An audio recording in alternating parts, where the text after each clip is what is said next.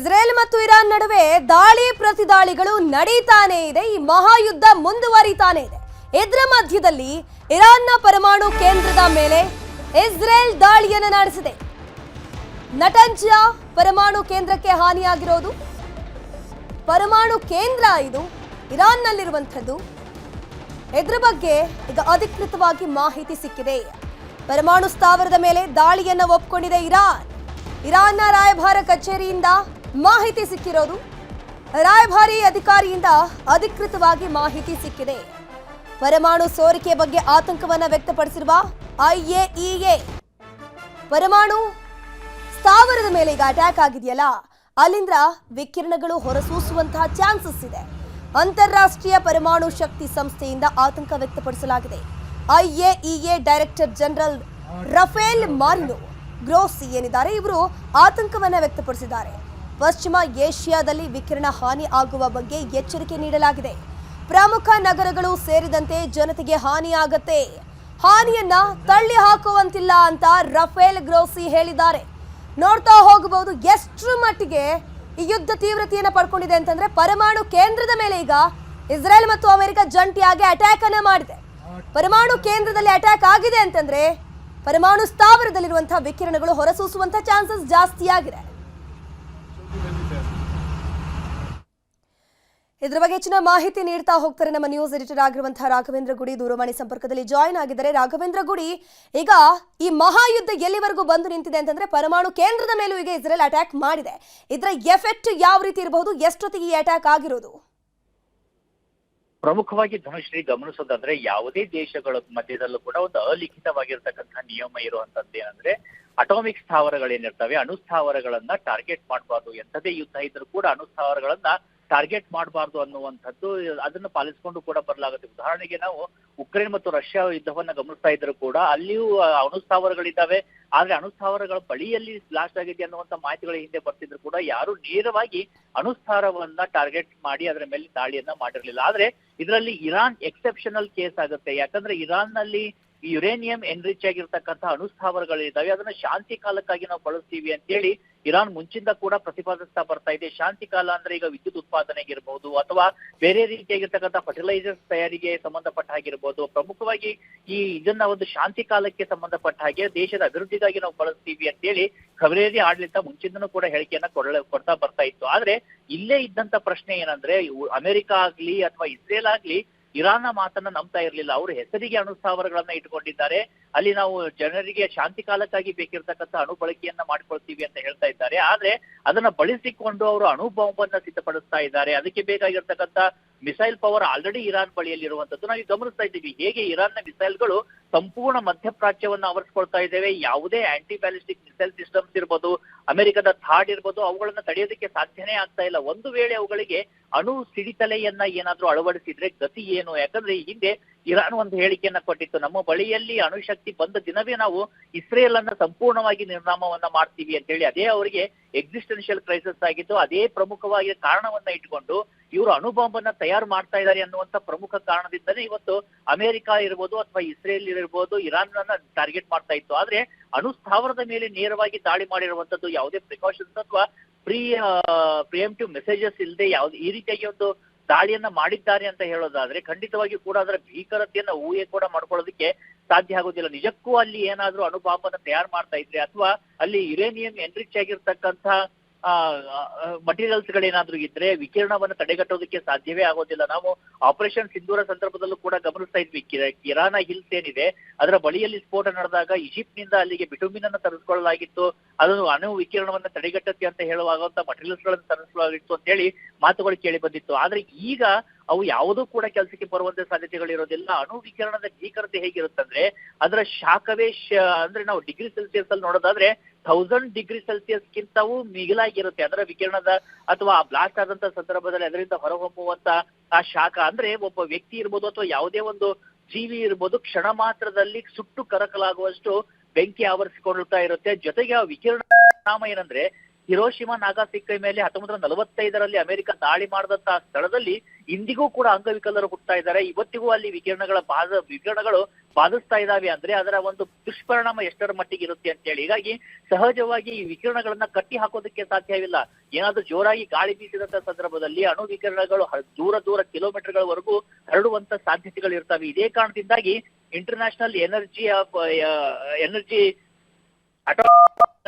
Organisation ಇದೆ ಅಥವಾ ಅದರ ಡೈರೆಕ್ಟರ್ ಆಗಿರ್ತಕ್ಕಂಥ ಜನರಲ್ ರಫೆಲ್ ಮರಿಯಾನೋ ಗ್ರಾಸಿ ಇದರ ಬಗ್ಗೆ ಆತಂಕವನ್ನ ವ್ಯಕ್ತಪಡಿಸಿರುವಂತದ್ದು. ಇದು ನಾಗರಿಕ ವಾಸ ಮಾಡುವಂತ ಪ್ರದೇಶಗಳಿಗೆ ಹಬ್ಬಿದ್ರೆ ಗತಿ ಏನಾಗುತ್ತೆ ಅಂತ ಊಹೆ ಕೂಡ ಮಾಡ್ಕೊಳ್ಳೋದಕ್ಕೆ ಸಾಧ್ಯ ಆಗೋದಿಲ್ಲ.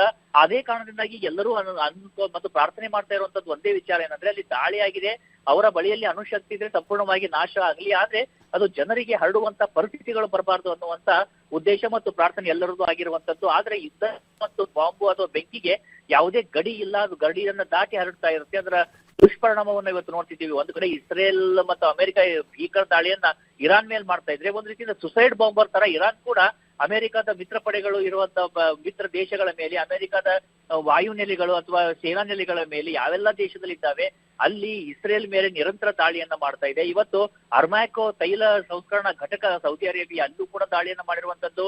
ಇನ್ನ UAE ಅಲ್ಲಿ ಯುನೈಟೆಡ್ ಅರಬ್ ಎಮಿರೇಟ್ಸ್ ಅಲ್ಲಿ ಇರ್ತಕ್ಕಂಥ ಈ ಅಮೆಜಾನ್ ಡಾಟಾ ಸೆಂಟರ್ ಅನ್ನ ಟಾರ್ಗೆಟ್ ಮಾಡಲಾಗಿದೆ. ಅಂದ್ರೆ ಯುದ್ಧದ ಭೀಕರತೆ ಒಂದು ಮಿಲಿಟರಿ ಇನ್ಸ್ಟಾಲೇಷನ್ ಅನ್ನ ದಾಟಿ ನಾಗರಿಕ ಸಮಾಜಕ್ಕೂ ನಾಗರಿಕರು ಇರುವಂತ ಸ್ಥಳಗಳಿಗೂ ಹಬ್ಬಿರುವಂತದ್ದು ನಿಜಕ್ಕೂ ಕೂಡ ಇದು ಆತಂಕವನ್ನು ಮೂಡಿಸ್ತಾ ಇರುವಂತದ್ದು. ಮತ್ತು ಯುದ್ಧ ತಕ್ಷಣದಲ್ಲೇ ನಿಲ್ಲುವಂತ ಸಾಧ್ಯತೆಗಳು ಕಂಡು ಬರ್ತಾ ಇಲ್ಲ. ಯಾಕಂದ್ರೆ ನಾವು ಉಕ್ರೇನ್ ರಷ್ಯಾ ಯುದ್ಧವನ್ನೇ ಜಗತ್ತಿಗೆ ಇನ್ನೂ ತಡೆದುಕೊಳ್ಳೋದಕ್ಕೆ ಸಾಧ್ಯ ಆಗ್ತಾ ಇಲ್ಲ. ಇವ ಎಲ್ಲಾ ದೇಶಗಳು ಒಂದಿಲ್ಲ ಒಂದು ರೀತಿಯಿಂದ ಅದರ ಒಂದು ದುಷ್ಪರಿಣಾಮವನ್ನು ಅನುಭವಿಸ್ತಾ ಇದ್ದಾವೆ. ಈಗ ಈ ಯುದ್ಧದ ಭೀಕರತೆ ಕೂಡ ಸದ್ಯಕ್ಕೆ ನಿಲ್ಲುವಂತೆ ಕಾಣ್ತಿಲ್ಲ. ಯಾಕಂದ್ರೆ ಇರಾನ್ಗೆ ಕಳೆದುಕೊಳ್ಳುವಂತದ್ದೇನಿಲ್ಲ, ಅವರ ಸರ್ವೋಚ್ಚ ನಾಯಕರನ್ನೇ ಕಳೆದುಕೊಂಡಿರ್ತಕ್ಕಂಥ ಆ ದೇಶದ ಅಲ್ಲಿರ್ತಕ್ಕಂಥ ಮಿಲಿಟರಿ ಎಸ್ಟಾಬ್ಲಿಷ್ಮೆಂಟ್ಸ್ ಏನಿದೆ ಈಗ ಸದ್ಯಕ್ಕಂತೂ ಅದ್ರ ರೀತಿಯ ಸುಸೈಡ್ ಬಾಂಬರ್ ರೀತಿಯಾಗಿ ದಾಳಿಯನ್ನ ಮಾಡ್ತಿದ್ದಾವೆ. ಅದರ ಮಧ್ಯದಲ್ಲಿ ವಿಕಿರಣವೂ ಕೂಡ ಹರಡಿದ್ರೆ ಏನಾಗುತ್ತೆ ಇರಾನಿಗರ ಪರಿಸ್ಥಿತಿ ಮತ್ತು ಅದರ ಅಕ್ಕಪಕ್ಕದ ರಾಷ್ಟ್ರಗಳ ಪರಿಸ್ಥಿತಿ, ಉದಾಹರಣೆಗೆ ಅಫ್ಘಾನಿಸ್ತಾನ ಇರ್ಬೋದು, ಪಾಕಿಸ್ತಾನದಂತಹ ರಾಷ್ಟ್ರಗಳಿರ್ಬೋದು, ಅಲ್ಲಿಗೆ ಎಷ್ಟು ಸಾವು ನೋವುಗಳಿಗೆ ಕಾರಣ ಆಗ್ಬೋದು ಅಂತ ಊಹೆ ಕೂಡ ಮಾಡ್ಕೊಳ್ಳೋದಕ್ಕೆ ಸಾಧ್ಯ ಇಲ್ಲ ಧನುಶ್ರೀ. ರಾಘವೇಂದ್ರ ಗುಡಿ, ನಾವೀಗಾಗಲೇ ಗಮನಿಸ್ತಾ ಹೋಗ್ಬೋದು, ಹಿರೋಶಿಮಾ ನಾಗಸಾಕಿ ಪರಮಾಣು ದಾಳಿ ಅಂದ ತಕ್ಷಣ ನಮಗೆ ಆ ಘಟನೆ ಈಗಲೂ ಕೂಡ ಕಣ್ಣೆದುರಿಗೆ ಬರುತ್ತೆ. ಅದರ ಜೊತೆಗೆ ಎಷ್ಟೋ ವರ್ಷಗಳಾದರೂ ಕೂಡ ಈಗಲೂ ಕೂಡ ಅದರ ಎಫೆಕ್ಟ್ ಅಲ್ಲಿ ಇನ್ನೂ ಕೂಡ ಹುಟ್ಟುವಂತಹ ಮಕ್ಕಳು ಕೂಡ ಅಂಗವಿಕಲರಾಗಿ ಹುಡ್ತಾ ಇದ್ದಾರೆ. ಯಾಕಂದ್ರೆ ಈ ಒಂದು ಪರಮಾಣು ವಿಚಾರಕ್ಕೆ ಬಂದಾಗ ಎಷ್ಟು ಡೇಂಜರಸ್ ಅನ್ನೋದಕ್ಕೆ ಅದೊಂದು ಬೆಸ್ಟ್ ಎಕ್ಸಾಂಪಲ್ ಅಂತ ಹೇಳಬಹುದು. ಇಲ್ಲಿ ಪರಮಾಣು ಸ್ಥಾವರದ ಮೇಲೆನೆ, ಕೇಂದ್ರದ ಮೇಲೆನೆ ಅಟ್ಯಾಕ್ ಮಾಡ್ತಿದ್ದಾರೆ ಅಂತಂದ್ರೆ ಇಲ್ಲೂ ಕೂಡ ಇನ್ ಕೇಸ್ ವಿಕಿರಣಗಳು ಸೋಸುವಿಕೆ ಆದ್ರೆ ದಶಕಗಳ ಕಾಲ ಜನರಿಗೆ ಎಫೆಕ್ಟ್ ಆಗಬಹುದಲ್ವಾ?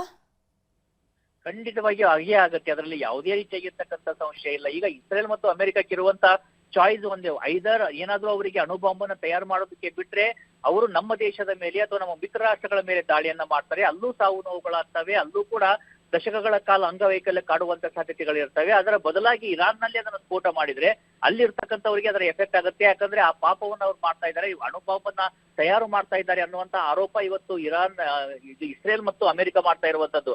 ಆದ್ರೆ ಇಲ್ಲಿ ನಿಜಕ್ಕೂ ಕೂಡ ಅವರ ಬಳಿಯಲ್ಲಿ ಅಣುಬಾಂಬ್ ಇದೆಯಾ ಅಥವಾ ಕೇವಲ ಶಾಂತಿ ಕಾಲಕ್ಕಾಗಿಯೇ ಒಂದು ಇಟ್ಕೊಂಡಿರ್ತಕ್ಕಂಥ ಈ ಅಣು ವಿದ್ಯುತ್ ಸ್ಥಾವರವನ್ನ ಟಾರ್ಗೆಟ್ ಮಾಡ್ತಾ ಇದೆಯಾ ಅಮೆರಿಕ ಮತ್ತು ಇಸ್ರೇಲ್ ಅನ್ನುವಂತ ಪ್ರಶ್ನೆಗಳು ಮೂಡ್ತವೆ. ಯಾಕಂದ್ರೆ ನಾವೆಲ್ಲರೂ ನೆನಪು ಮಾಡ್ಕೊಳ್ಬೇಕಾಗಿರೋದು ಅಂದ್ರೆ ಈ ಇರಾಕ್ ನಲ್ಲಿ ಯಾವ ರೀತಿ ಆಯ್ತು ಅಂತ ಹೇಳಿ.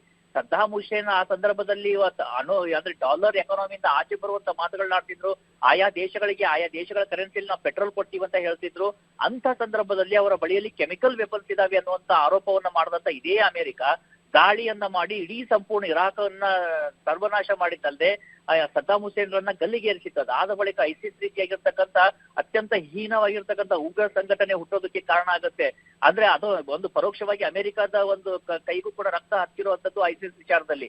ಅದೇ ರೀತಿಯಾಗಿ ಇರಾನ್ ನಲ್ಲೂ ಕೂಡ ಏನಾದ್ರೂ ಕೇವಲ ಆರೋಪವನ್ನ ಮಾಡ್ತಾ ಇದ್ದಾರಾ ಅಥವಾ ಅವರ ಬಳಿಯಲ್ಲಿ ಅದಕ್ಕೆ ಬೇಕಾಗಿರ್ತಕ್ಕಂಥ ಸಾಕ್ಷ್ಯಾಧಾರಗಳು ಇದಾವ ಅನ್ನುವಂತ ಪ್ರಶ್ನೆಗಳು ಮೂಡ್ತಾ ಇದ್ದಾವೆ. ಈಗ ಈ ಹಿಂದೆ ಕೂಡ ಇರಾನ್ ನಲ್ಲಿ ಅಣುಬಾಂಬನ್ನ ತಯಾರು ಮಾಡುವಂತ ವಿಚಾರಕ್ಕೆ ಸಂಬಂಧಪಟ್ಟ ಹಾಗೆ ಅಲ್ಲಿರ್ತಕ್ಕಂಥ ಈ ನ್ಯೂಕ್ಲಿಯರ್ ಸೈಂಟಿಸ್ಟ್ ಗಳನ್ನ ಸಾಕಷ್ಟು ಜನರನ್ನ ಹತ್ಯೆ ಮಾಡಿತ್ತು ಇಸ್ರೇಲ್ ಮತ್ತು ಅಮೆರಿಕ ಜಂಟಿಯಾಗಿ. ಜೊತೆಗೆ ಸಾಕಷ್ಟು ದಾಳಿಗಳನ್ನ ಕೂಡ ಅಲ್ಲಿ ಸಂಘಟಿಸಲಾಗಿತ್ತು. ಅತಿ ದೊಡ್ಡದಾಗಿರ್ತಕ್ಕಂಥದ್ರೆ ಒಂದು ಎಸ್ಪಿನೋಜ್ ಘಟನೆ ಆಗಿರುತ್ತೆ. ಸುಮಾರು 3,000 ಪುಟಗಳಿಗಿಂತ ಅಧಿಕವಾಗಿರ್ತಕ್ಕಂಥ ಸುಮಾರು 3,000 ಟನ್ ಅಷ್ಟು ಇರ್ತಕ್ಕಂಥ ಮಟೀರಿಯಲ್ ಗಳನ್ನ ಅಲ್ಲಿಂದ ಹೈಜಾಕ್ ಮಾಡಿ ಇಸ್ರೇಲ್ ತೆಗೆದುಕೊಂಡು ಬಂದಿರುತ್ತೆ ಇರಾನ್ನ ಮೂಗಿನ ಕೆಳಗಿನಿಂದ. ಅಂದ್ರೆ ನಿರಂತರವಾಗಿ ಇದರ ಬಗ್ಗೆ ಒಂದು ಕಣ್ಣನ್ನ ಇಸ್ರೇಲ್ ಇಡ್ತಾನೆ ಬರ್ತಾ ಇದೆ. ಹೀಗಾಗಿ ಈಗ ಅಣು ವಿದ್ಯುತ್ ಸ್ಥಾವರದ ಮೇಲೆ ದಾಳಿ ಮಾಡಿರುವಂತ ಪ್ರಶ್ನೆ ಏನಂದ್ರೆ, ಅವರ ಬಳಿಯಲ್ಲಿ ಅಣು ಬಾಂಬ್ ಇದ್ರೆ ಅವರು ಅಲ್ಲಿ ಅಣು ಸ್ಥಾವರದ ಬಳಿಯಲ್ಲಿ ಇರ್ತಾರ, ಅಥವಾ ಅಣು ಸ್ಥಾವರವನ್ನ ಬಳಸಿಕೊಂಡು ಅಲ್ಲಿ ನ್ಯೂಕ್ಲಿಯರ್ ಹಿಟ್ ಹೆಡ್ಗಳನ್ನ ಏನಾದ್ರು ತಯಾರು ಮಾಡ್ತಾ ಇದ್ರ, ಅದ್ರ ಬಗ್ಗೆ ಸಾಕ್ಷ್ಯಾಧಾರಗಳು ಇದಾವ, ಅಥವಾ ಕೇವಲ ಅಣು ಬಾಂಬ್ ಅನ್ನ ತಯಾರು ಮಾಡಬಹುದು ಅನ್ನೋ ಗುಮಾದಿ ಮೇಲೆ ಅದರಲ್ಲೇ ದಾಳಿ ಮಾಡಿ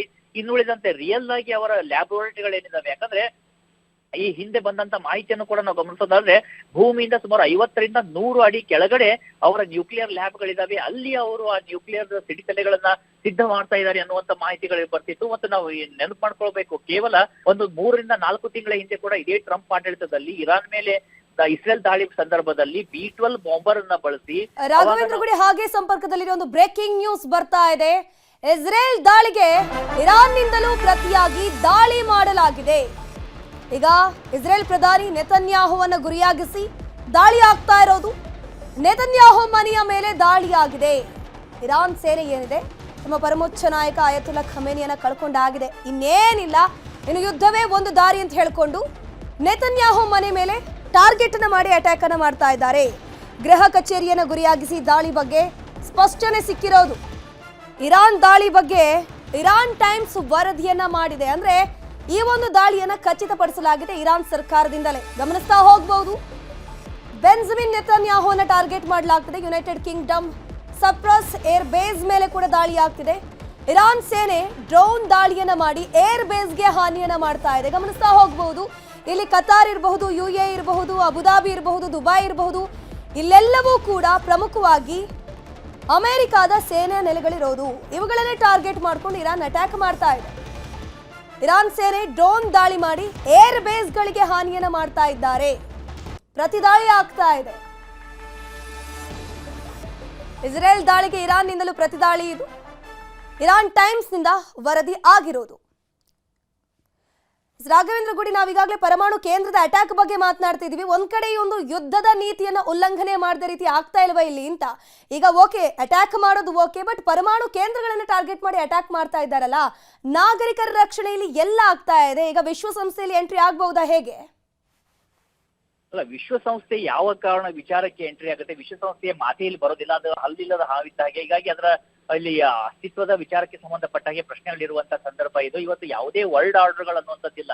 ಎಲ್ಲ ವರ್ಲ್ಡ್ ಆರ್ಡರ್ಗಳನ್ನ ಕೂಡ ಟ್ರಂಪ್ ಬಂದ ಮೇಲೆ ಅಮೆರಿಕಾನೇ ಅದನ್ನ ಮುರಿದು ಬಿಸಾಕ್ತಾ ಇದೆ. ಹೀಗಾಗಿ ಅವೆಲ್ಲವೂ ಕೂಡ ಈಗ ಆಲ್ರೆಡಿ ಡಸ್ಟ್ಬಿನ್ ಅನ್ನ ಸೇರಿ ಆಗಿದಾವೆ ಧನುಶ್ರೀ. ಆದ್ರೆ ಈ ಯುದ್ಧದ ಒಂದು ಭೀತಿಯನ್ನ ಈ ಸಂದರ್ಭದಲ್ಲಿ, ಯುದ್ಧದ ಸಂದರ್ಭದಲ್ಲಿ ಯಾವ ರೀತಿಯಾಗಿರ್ತಕ್ಕಂಥ ಒಂದು ಮಾನವೀಯತೆ ಆಧಾರನೋ ಅಥವಾ ಯಾವುದನ್ನು ಕೂಡ ಮಾತನಾಡುವಂತ ಸ್ಥಿತಿಯಲ್ಲಿ ಯಾರೂ ಇಲ್ಲ ಇವತ್ತು. ಯಾಕಂದ್ರೆ ಒಂದು ಕಡೆಯಿಂದ ಇರಾನ್ ಮೇಲೆ ದಾಳಿ ಆಗ್ತಾ ಇದ್ರೆ ಇರಾನ್ ಕೂಡ ಪ್ರತಿಯಾಗಿ ದಾಳಿಯನ್ನ ನಿರಂತರವಾಗಿ ಮಾಡ್ತಾ ಇದೆ. ನೋಡಿ, ಇವತ್ತು ಈಗ ಇಸ್ರೇಲ್ ನಲ್ಲಿ ಇರ್ತಕ್ಕಂಥ ಅಧ್ಯಕ್ಷ ಬೆಂಜಮಿನ್ ನೆತನ್ಯಾಹು ಏನಿದ್ದಾರೆ, ಅವರ ಗೃಹ ಕಚೇರಿಯನ್ನ ಕೂಡ ಟಾರ್ಗೆಟ್ ಮಾಡಲಾಗಿತ್ತು. ಆದ್ರೆ ಅವರ ಐರನ್ ಡೋಮ್ ಇರ್ಬೋದು ಅಥವಾ ಆಂಟಿ ಬ್ಯಾಲಿಸ್ಟಿಕ್ ಸಿಸ್ಟಮ್ಸ್ ಗಳಿರ್ಬೋದು ಅತಿ ಸ್ಟ್ರಾಂಗ್ ಇರೋದ್ರಿಂದ ಅಷ್ಟು ಸುಲಭವಾಗಿ ಇಸ್ರೇಲ್ ನಲ್ಲಿ ಇರ್ತಕ್ಕಂಥ ಈ ಅತಿ ಹೈ ಲೆವೆಲ್ ಟಾರ್ಗೆಟ್ಸ್ ಅನ್ನ ಅಚೀವ್ ಮಾಡೋದು ಅತಿ ಕಷ್ಟವಾಗಿರುವಂತದ್ದು ಇರಾನ್ಗೆ. ಬದಲಾಗಿ ಅದು ಏನ್ ಮಾಡ್ತಾ ಇದೆ, ಎಲ್ಲಿ ಸುಲಭವಾಗಿ ಸಿಗುತ್ತೆ ಆ ರೀತಿಯಾಗಿರ್ತಕ್ಕಂಥ ಒಂದು ಪ್ರದೇಶಗಳನ್ನ ಟಾರ್ಗೆಟ್ ಮಾಡ್ಕೊಳ್ತಾ ಇದೆ. ಉದಾಹರಣೆಗೆ ಈಗ ಸೈಪ್ರಸ್ ನಲ್ಲಿ ಇರ್ತಕ್ಕಂಥ ಅಮೆರಿಕದ ಏರ್ಬೇಸ್ ಏನಿದೆ, ಅದರ ಒಂದು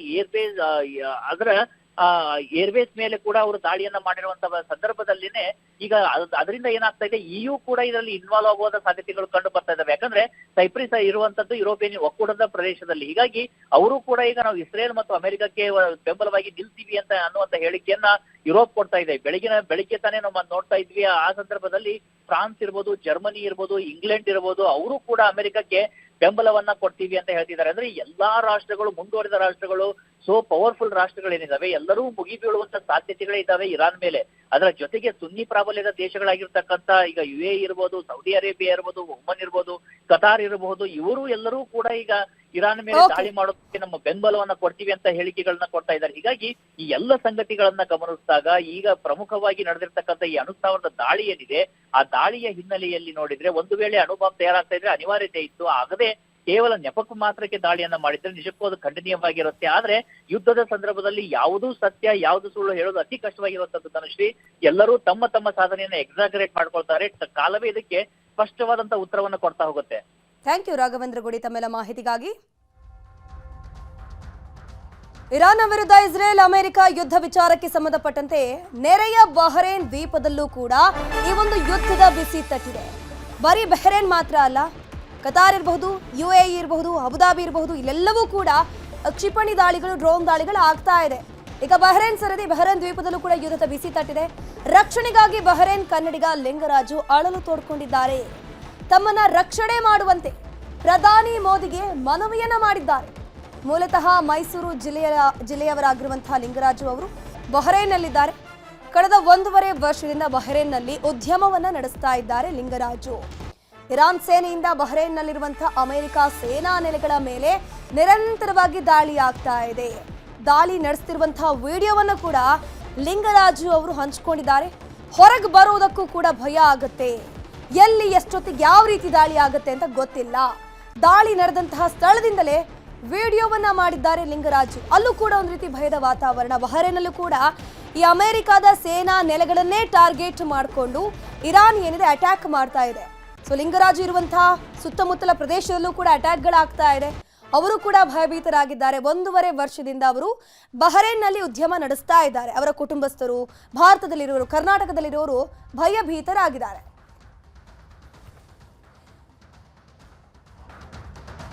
ಇದ್ರ ಬಗ್ಗೆ ನಮ್ಮ ಜೊತೆ ಮಾತನಾಡೋದಕ್ಕೆ ಸ್ವತಃ ಬಹ್ರೇನ್ನಿಂದ ಲಿಂಗರಾಜು ಅವರು ನೇರ ಸಂಪರ್ಕದಲ್ಲಿ ಜಾಯಿನ್ ಆಗಿದ್ದಾರೆ. ಲಿಂಗರಾಜು ಅವರೇ, ಮೊದಲಿಗೆ ನಮಸ್ಕಾರ, ಹೇಗಿದ್ದೀರಾ? ನಮಸ್ಕಾರ ಮೇಡಮ್, ಇದುವರೆಗೆ ಚೆನ್ನಾಗಿದ್ದೀವಿ. ಸದ್ಯಕ್ಕೆ ನೀವಿರುವಂತ ಅಕ್ಕಪಕ್ಕದ ಸಿಚುವೇಶನ್ ಯಾವ ರೀತಿ ಇದೆ? ಆಲ್ ಓಕೆನಾ ಅಲ್ಲಿ?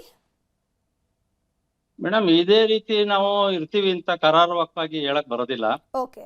ಯಾಕೆಂದ್ರೆ situation any moment, any second ನಮ್ಗೆ ಇಮಿಡಿಯೇಟ್ ಆಗಿ ಏನ್ ಬೇಕಾದ್ರೂ ಆಗ್ಬೋದು ಅನ್ನೋ ಪರಿಸ್ಥಿತಿಲಿ ಇದೆ ಇಲ್ಲಿ. ಓಕೆ. ಯಾಕೆ ಅಂತಂದ್ರೆ ಇಲ್ಲಿ ಅಲರ್ಟ್ ಆಗಾಗ ಬರ್ತಾ ಇರ್ತದೆ. ಇಲ್ಲಿದ್ದು ಏನಿದೆ ಸರ್ಕಾರದ್ದು, ಮತ್ತೆ ಇಲ್ಲಿ ಸೈರನ್ಗಳು ಆಗಾಗ ಮೊಳಗ್ತಾ ಇರ್ತವೆ. ಮತ್ತೆ ಇದ್ದಕ್ಕಿದ್ದಂಗೆ ಬಾಂಬ್ಗಳ ಸದ್ಗಳು ಕೇಳಿಸ್ತಾ ಇರ್ತದೆ. ಅವಾಗ ಎದ್ದು ನಾವು ಹೊರಗಡೆ ನೋಡಿದಾಗೆಲ್ಲ ಸುತ್ತಮುತ್ತ ಅಲ್ಲಿ ಏರಿಯಾದಲ್ಲಿ ಬಾಂಬ್ಗಳು ಹೊಗೆ ಕಾಣಿಸ್ತಾ ಇರ್ತದೆ. ಓಕೆ. ಮತ್ತೆ ಈಗ ಹಲವಾರು ಇಲ್ಲಿ ಫ್ಯಾಮಿಲಿಗಳು ಆಲ್ರೆಡಿ ಇದೆ. ಅವರೆಲ್ಲ ಇಲ್ಲಿ ಫ್ಲೈಟ್ ಗಳೆಲ್ಲ ರದ್ದಾಗಿದೆ. ಅವರು ಹೊರಡಕ್ಕೂ ಆಗೋದಿಲ್ಲ, ಇಲ್ಲಿ ಇರೋಕ್ಕೂ ಆಗೋದಿಲ್ಲ. ಆ ಪರಿಸ್ಥಿತಿಲಿ ಜನಜೀವನ ನಡೆಸ್ತಾ ಇದ್ದಾರೆ ತುಂಬಾ ಹೆದರಿಕೆಯಿಂದ. ಹಾಗಾಗಿ ನನ್ನ ಒಂದು ಮನವಿ ಏನಂದ್ರೆ, ನಮ್ಮ ಪ್ರಧಾನಿ ಹಾಗೂ ನಮ್ಮ ರಾಜ್ಯ ಸರ್ಕಾರಕ್ಕೆ, ಇಲ್ಲಿ ಈ ದೇಶದಲ್ಲಿ ಏನ್ ಭಾರತೀಯರು ಹಾಗೂ ಕರ್ನಾಟಕದವರು ಇದ್ದಾರೆ, ಅವ್ರನ್ನ ಸುರಕ್ಷಿತವಾಗಿ ಅವರ ದೇಶಗಳಿಗೆ, ಅವ್ರ ಮನೆಗಳಿಗೆ ತಲುಪಿಸುವಂತ ಒಂದು ವ್ಯವಸ್ಥೆ ಮಾಡಿ ಅಂತ ಹೇಳಿ ತಮ್ಮಲ್ಲಿ ವಿನಂತಿಸ್ತೇನೆ. ಲಿಂಗರಾಜ್ ಅವರೀಗ ಬಹ್ರೇನ್ನ ಮಿನಿಸ್ಟ್ರಿ ಯಾವ ರೀತಿ ಸಪೋರ್ಟ್ ಮಾಡ್ತಾ ಇದ್ದಾರೆ, ನಿಮ್ಮ ರಕ್ಷಣೆಗೆ ಯಾವ ರೀತಿಯಲ್ಲಿ ನಿಂತಿದೆ ಅಂತ? ಇಲ್ಲಿ ಸರ್ಕಾರ ತುಂಬಾ ಸಪೋರ್ಟಿವ್ ಆಗಿದೆ ಮೇಡಮ್. ತುಂಬಾ ಅಚ್ಚುಕಟ್ಟಾಗಿ ಕಾರ್ಯನಿರ್ವಹಿಸ್ತಾ ಇದ್ದಾರೆ. ಇಲ್ಲಿ ಏನ್ ಆತಂಕಗೊಳ್ಳೋ ತರ ಏನು ಮಾಡ್ತಿಲ್ಲ. ಮತ್ತೆ ನಿಮ್ ಜೊತೆ ನಾವ್ ಇದ್ದೀವಿ ಅಂತ ಹೇಳ್ತಿದ್ದಾರೆ. ಆದ್ರೂನು ಎಲ್ರು ಸಹ ಈ ಆಗ್ತಾ ಇರೋ ಗುಂಡಿನ ಸದ್ದಿಗೆ ಇದ್ದಕ್ಕಿದ್ದಂಗೆ ವೇಗವಾಗಿ ಒಂದರಿಂದ ಒಂದರಂತೆ ಒಂದು ಎಡ್ಬಿಡದೆ ಗುಂಡಿನ ಸದ್ದುಗಳು ಕೇಳಿ ಬರ್ತಾ ಇದೆ. ಅವ್ರ ಗುರಿ ಅಮೆರಿಕದ ಇದ್ರ ನೆಲೆ ಮೇಲೆ ಇದ್ರು, ಮಿಲಿಟರಿ ನೆಲೆ ಮೇಲೆ ಇದ್ರುನು ಕೆಲವು ಆ ಕಡೆ ಈ ಕಡೆ ಬೀಳುವಂತ ಚಾನ್ಸ್ಗಳು ಇದೆ. ಅದು ಸಹ ಆಗಿದಾವೆ. ಆ ಕಡೆ ಸಹ ಕಟ್ಟಡಗಳಿಗೆ ಬಿದ್ದಿದೆ. ಹಂಗಾಗಿ ಯಾವಾಗ ಎಲ್ಲಿ ಯಾವ ಪಬ್ಲಿಕ್ ಮೇಲೆ ಬೀಳುತ್ತೆ ಅಂತ ಸ್ವಲ್ಪ ಆತಂಕ ಇದೆ. ಲಿಂಗರಾಜು ಅವರೇ, ನೀವಿರುವಂತಹ ಜಾಗದ ಹತ್ತಿರನೇ ಈ ಅಮೆರಿಕದ ಸೇನಾ ನೆಲೆ ಏನಾದ್ರೂ ಇದೆಯಾ? ಎಷ್ಟು ಸಾವು ನೋವುಗಳಾಗಿದೆ? ಮೇಡಮ್, ಈಗ ನನ್ನ ಕಟ್ಟಡ ಏನೊಂದು ಪೂರ ಅನ್ನೋ ಒಂದು ಏರಿಯಾದಲ್ಲಿ ಇದ್ದೀನಿ. ನನ್ಗೆ ಒಂದು 100 ಅಡಿ ಅಂತರದಲ್ಲಿ ಒಂದು ಕಟ್ಟಡ ಇದೆ. ಆ ಕಟ್ಟಡಕ್ಕೆ ಒಂದು ಮೊನ್ನೆ ವೈಮಾನಿಕ ದಾಳಿಯಾಗಿ ಅಲ್ಲೂ ಸಹ ಬಹುತೇಕ ಕಟ್ಟಡ ಡ್ಯಾಮೇಜ್ ಆಗಿದೆ. ಮತ್ತೆ ನಾನು ಇರುವಂತ ಪ್ರದೇಶದಿಂದ ಒಂದು 500 ಮೀಟರ್ ದೂರದಲ್ಲಿ ಒಂದು ಮಿಲಿಟರಿ ವಾಯುನೆಲೆ ಇದೆ. ಅಲ್ಲೂ ಸಹ ಸತತವಾಗಿ ಗುಂಡಿನ ದಾಳಿ ಇದೆ. ಹೀಗಾಗಿ ನಾನು ಇಲ್ಲಿಂದ ಹೊರಟು ಮೊನ್ನೆ ನನ್ನ ಸ್ನೇಹಿತನ ಒಂದು ಮನೆಯಲ್ಲಿ ನಾನು ಮಾವೋಸ್ ಎಂಬ ಒಂದು ಮನೆಯಲ್ಲಿ ನಾನು ವಾಸ ಇದ್ದೀನಿ. ನಮ್ಮ ಹೋಟೆಲ್ ಇಲ್ಲಿ ಬಹ್ರೇನ್ನ ಮನಮಾದಲ್ಲಿದೆ. ಹಾಗಾದ್ರೆ ನೀವು ಹೋಟೆಲ್ ಉದ್ಯಮ ಮಾಡ್ತಾ ಇದ್ರಾ ಸರ್? ಇಲ್ಲಿ ನಾನು ಮೈಸೂರಿನಿಂದ ಬಂದು 1.5 ವರ್ಷ ಆಯ್ತು. ಇದಕ್ ಮುಂಚೆ ನನ್ನ ಮಗ ಇಲ್ಲಿ ಬೇರೆ ಕಟ್ಟಡ ಮತ್ತೆ ರಸ್ತೆ ನಿರ್ಮಾಣದಲ್ಲಿದ್ದ ಅವನು. ಈಗ ನಾವು ಅದನ್ನ ನಡ್ಸೋದಕ್ಕೆ ಅಂತೇಳಿ 1.5 ವರ್ಷದಿಂದ ಇಲ್ಲಿ ಬಂದಿದ್ದೆ. ಈಗ ಕಳೆದ 15 ದಿನದಿಂದ ಮೈಸೂರು ಬಂದು ಒಂದು ಕಾರ್ಯಕ್ರಮಕ್ಕೆ ಭಾಗಿಯಾಗಿ ಮತ್ತೆ ಹೋದ ವಾರ ಅಷ್ಟೇ ಇಲ್ಲ ಇಲ್ಲಿ ಬಂದಿದ್ದು. ಇದಾಗಿ ನಾನು ಬಂದ್ 2 ದಿನಗಳ ನಂತರ ಇಲ್ಲಿ ಮತ್ತೆ ಈ ತರ ಆಗಿರೋದು. ಇನ್ನು ಕೂಡ ಅಟ್ಯಾಕ್ ಮುಂದುವರಿಯುವಂತಹ ಚಾನ್ಸಸ್ ಇದೆಯಾ? ಅಲ್ಲಿನ ಮಿನಿಸ್ಟ್ರಿ ಯಾವ ರೀತಿ ಮೆಸೇಜ್ ಗಳನ್ನ ಕಳಿಸ್ತಾ ಇದೆ? ಇಲ್ಲಿ ಯಾವ್ದನ್ನು ಇನ್ಫಾರ್ಮೇಶನ್ ಕೊಡೋದಿಲ್ಲ. ಯಾಕೆಂದ್ರೆ ಜನಗಳು ಭೀತಿರಾಗಬಾರ್ದು ಮತ್ತೆ ಆತಂಕಗೊಳ್ಳಬಾರ್ದು ಅನ್ನೋ ದೃಷ್ಟಿಲಿ, ಎಲ್ಲ ಶಾಂತಿಯಾಗಿ ಇರ್ಲಿ ಅನ್ನೋ ದೃಷ್ಟಿಲಿ ಅವರು ಏನು ಇವಾಗ ಬರೋಂತ ಕ್ಷಿಪಣಿಗಳು ಒಂದು ರೇಡಾರ್ ಅವ್ರಿಗೆ ಸೂಚನೆ ಬರುತ್ತೆ, ಅದರಂತೆ ಅವರು ಎಲ್ರಿಗೂ ಅಲರ್ಟ್ ಕೊಡ್ತಾರೆ. ಹೊರಗಡೆ ಯಾರು ಬರಕ್ ಹೋಗ್ಬೇಡಿ, ಜಾಸ್ತಿ ಓಡಾಡ್ಬೇಡಿ, ಸೇಫ್ಟಿ ಆಗಿರಿ ಅಂತ ಹೇಳ್ತಿದ್ದಾರೆ. ಮತ್ತೆ ಇಲ್ಲಿ ಯಾವ್ದೋ ಮತ್ತೆ ಇದನ್ನ ವಿಡಿಯೋಗಳನ್ನ ಸೋಷಿಯಲ್ ಮೀಡಿಯಾದಲ್ಲಿ ಹಾಕದಂತ ಗಾಬರಿ ಮಾಡಂತದೆಲ್ಲ ಮಾಡಕ್ ಹೋಗ್ಬೇಡಿ ಅಂತ ಹೇಳ್ತಿದ್ದಾರೆ. ಬಹಳ ಶುಚಿ ಹಾಗೂ ಶಾಂತಿಯ ಪ್ರದೇಶ, ತುಂಬಾ ಅಚ್ಚುಕಟ್ಟಾಗಿ ವ್ಯವಹಾರಗಳನ್ನ ನಡ್ಕೊಂಡು ಹೋಗ್ತಿದ್ದಂತಹ ಈ ಬಹ್ರೇನ್ ದೇಶ ತುಂಬಾ ಶಾಂತಿ ಪ್ರಿಯ ಹಾಗೂ ಅಚ್ಚುಕಟ್ಟಾಗಿತ್ತು ಮೇಡಮ್. ಇಷ್ಟು ದಿನ ತುಂಬಾ ಖುಷಿಯಾಗಿತ್ತು ಇಲ್ಲಿ ಇರೋದಕ್ಕೂ. ಈಗ ಮೈಸೂರಲ್ಲಿ ನಿಮ್ಮ ಕುಟುಂಬಸ್ಥರಿದ್ದಾರೆ, ಅವರು ಭಯಭೀತರಾಗಿದ್ದಾರೆ, ಧೈರ್ಯ ಹೇಳ್ತಿದ್ದೀರಾ ಹೇಗೆ? ಹೇಳ್ತಾ ಇದೀವಿ, ನಾವ್ ಏನ್ ಹೇಳಿದ್ರು ಅವ್ರಿಗಲ್ಲಿ ಆತಂಕ ಇರುತ್ತೆ. ಯಾಕೆಂತಂದ್ರೆ ಖಂಡಿತ. ನಮ್ಗೇನೋ ಒಂದ್ ಧೈರ್ಯ ಇರುತ್ತೆ, ನಾವಿರೋ ಜಾಗ ಸೇಫ್ ಆಗಿದ್ದೀವಿ, ಏನ್ ತೊಂದ್ರೆ ಇಲ್ಲ ಅಂತ. ಬಟ್ ಅವ್ರಿಗೆ ಈ ಮಾಧ್ಯಮಗಳಲ್ಲಿ ಅಲ್ಲಿ ಇಲ್ಲಿ ನೋಡ್ತಾ ಇರ್ತಾರಲ್ಲ, ವಾಯು ಇದು ಮತ್ತೆ ಯುದ್ಧ ಇದು ಕಂಟಿನ್ಯೂ ಆಗಿದೆ ಮತ್ತೆ ನಡೀತಾನೆ ಇದೆ ಅಂದಾಗ ಅವ್ರಿಗೆ ಸ್ವಲ್ಪ ಎಲ್ಲೋ ಒಂದ್ ಕಡೆ ಆತಂಕ ಇರುತ್ತೆ. ಹಂಗಾಗಿ ನಾವು ಇಲ್ಲೇ ಕೂರೋ ಬದಲು ಅಟ್ಲೀಸ್ಟ್ ಏನಾರ ಮನವಿ ಮಾಡಿ ಅದಕ್ಕೆ ಸ್ಪಂದಿಸದೆ ಅವ್ರಿಗೆ ನಾವು ಹೋಗಕ್ಕೆ ಏನಾರ ಅವಕಾಶ ಮಾಡ್ಕೊಟ್ರೆ ಅಟ್ಲೀಸ್ಟ್ ನಾವು ನಮ್ಮ ಕುಟುಂಬದವ್ರ ಜೊತೆ ಇರ್ಬೋದು ಅನ್ನೋ ಒಂದಿದು. ನೀವು ಕುಟುಂಬಸ್ಥರ ಜೊತೆ ಇದ್ದೀರಾ ನೀವು, ಅಥವಾ ನೀವು ಒಬ್ರೇ ಅಲ್ಲಿ ವಾಸಿಸ್ತಾ ಇರೋದಾ ಈಗ ಸದ್ಯಕ್ಕೆ? ಇಲ್ಲ, ಈಗ ನಾನು ನನ್ನ ಮಗ ಸೊಸೆ ಎಲ್ಲ ಇಲ್ಲೇ ಇದ್ರು. ಈಗ ಕಳೆದು ಒಂದ್ 15 ದಿನದಿಂದ ಒಂದ್ ಕಾರ್ಯಕ್ರಮಕ್ಕಾಗಿ ಎಲ್ಲ ತೆರಳಿದ್ದು. ಓಕೆ. ಸೊ ಅವರು ಮಾರ್ಚ್ ಫಸ್ಟ್ ವೀಕ್ ಬರ್ಬೇಕಾಗಿತ್ತು. ನಾನ್ ಮುಂಚಿತವಾಗಿ ಬಂದಿದ್ದೆ, ನಂದು ಹೋಟೆಲ್ ರಿನೋವೇಷನ್ ಮತ್ತೆ ಸಣ್ಣ ಪುಟ್ಟ ರಿಪೇರಿ ಇದ್ದಿದ್ರಿಂದ. ಹಾಗಾಗಿ ಈಗ ನನ್ನ ಕುಟುಂಬದಲ್ಲಿ ನಾನು ಒಬ್ನೇ ಇದ್ದೀನಿ ಇಲ್ಲಿ. ಈಗ ನೀವು ಮೊನ್ನೆ ಅಟ್ಯಾಕ್ ಆಗಿರೋ ಜಾಗದಲ್ಲಿ ಇದ್ರೆ, ಈಗ ಬೇರೆ ಜಾಗಕ್ಕೆ ಶಿಫ್ಟ್ ಆಗಿದ್ದೀರಾ. ಇಲ್ಲಿ ಟೋಟಲಿ ಫೈನ್ ಇದೆಯಾ, ಓಕೆ ಇದೆಯಾ, ಸೇಫ್ಟಿ ಅನ್ನುವಂಥದ್ದು ಇದೆಯಾ? ಇಲ್ಲಿ ಅಟ್ಯಾಕ್ ಆಗುವಂತ ಈಗ ಇರುವಂತದ್ದು ಸುತ್ತ ಎಲ್ಲಾ ದೇಶದ ರಾಜತಾಂತ್ರಿಕ ಒಂದು ಅಧಿಕಾರಿಗಳು ಇರುವಂತ ಜಾಗ ಇದು. ತುಂಬಾ ಸೇಫ್ಟಿ ಆಗಿ ತೊಂದ್ರೆ ಇಲ್ಲ. ಬಟ್ ನಾವು ಅಷ್ಟು ಖಚಿತವಾಗಿ ನಾನು ಚೆನ್ನಾಗೇ ಇರ್ತೀನಿ, ಯಾವ್ದು ತೊಂದ್ರೆನೇ ಇಲ್ಲ ಅಂತಾನು ಹೇಳಕ್ ಬರೋದಿಲ್ಲ ಭವಿಷ್ಯದಲ್ಲಿ. ಬಟ್ ನಮ್ಮ ಭಾರತ ಮತ್ತು ಕರ್ನಾಟಕ ಜನತೆ ಆಶೀರ್ವಾದ, ಅಭಿಮಾನ, ಪ್ರೀತಿ ಎಲ್ಲಿ ತನಕ ಇರುತ್ತೆ ಅಲ್ಲಿ ತನಕ ನನ್ಗೇನು ಆಗೋದಿಲ್ಲ. ಹಾಗೂ ತಮ್ಮ ಒಂದು ಮೀಡಿಯಾದವ್ರು ಏನಲ್ಲಿ ಭಾರತದವ್ರನ್ನ ಮತ್ತೆ ನಮ್ಮ ಪ್ರಜೆಗಳನ್ನ ರಕ್ಷಿಸೋದ್ರಲ್ಲಿ ತಾವು ಏನ್ ಶ್ರಮ ಪಡ್ತಾ ಇದ್ದೀರಾ, ಇದೆಲ್ಲ ಇರೋದ್ರಿಂದ ನಮ್ಗೊಂದು ಆಸೆ ಇದೆ, ತಾವೆಲ್ಲ ನಮ್ಮನ್ನು ಹೊರಗೆ ತರ್ತೀರಾ ಅನ್ನೋ ಒಂದು ಭರವಸೆ ಇದೆ. ಅಲ್ಲ ಸರ್, ಈಗ ಕನ್ನಡದವರು ಕೂಡ ಸಿಕ್ಕಾಕೊಂಡಿದ್ದಾರೆ, ಈಗ ಭಾರತದವರು ಕೂಡ ಒಂದಷ್ಟು ಮಂದಿಯಲ್ಲಿ ದುಬೈನಲ್ಲೂ ಸಿಕ್ಕಾಕೊಂಡಿದ್ದಾರೆ, ಬಹರೇನಲ್ಲೂ ಕೂಡ ಸಿಕ್ಕಾಕೊಂಡಿದ್ದಾರೆ. ಭಾರತೀಯ ರಾಯಭಾರಿ ಕಚೇರಿ ಏನಾದ್ರು ನಿಮ್ಮನ್ನ ಕಾಂಟ್ಯಾಕ್ಟ್ ಮಾಡೋ ಕೆಲಸ ಏನಾದ್ರು ಮಾಡ್ತಾ ಇದೆಯಾ? ನಾವು ಫೋನ್ ಮುಖಾಂತರ ನಾವು ಅವ್ರನ್ನ ಇದ್ ಮಾಡಿದ್ದು, ಸಂಪರ್ಕಿಸಿದ್ದು.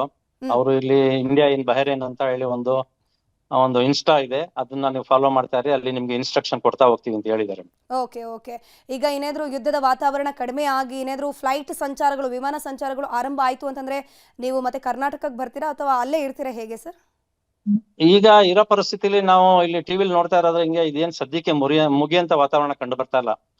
ಹಾಗಾಗಿ ಇದು ಮುಗಿಯ ತನಕ ಅಟ್ಲೀಸ್ಟ್ ನಮ್ಮ ರಾಷ್ಟ್ರದಲ್ಲಿ ನಮ್ಮ ಕುಟುಂಬ ಸಮೇತ ಅಲ್ಲಿ ಇರೋಣ ಅಂತ ಇಚ್ಛಿಸ್ತಾ ಇದ್ದೀನಿ madam. Okay, thank you Lingaraj ಅವರೇ, ನ್ಯೂಸ್ 18 ಜೊತೆ ಮಾತನಾಡಿದಕ್ಕೆ. ನೀವು ಕೂಡ ಸೇಫ್ ಆಗಿರಿ ಅಂತ ನಾವು ಕೂಡ ಹೇಳ್ಕೊಳ್ತೀವಿ.